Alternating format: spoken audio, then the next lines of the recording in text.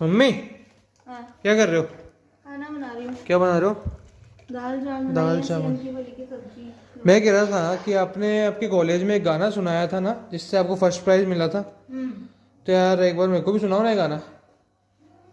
2 line ही सुना दो, चलो ये गाना सुनाओ सही। दो ही याद हो गए, पूरा तो मुझे याद भी नहीं। चलो स्टार्ट करो। मैंने तो एक राजस्थानी लोकगीत गाया था। अच्छा।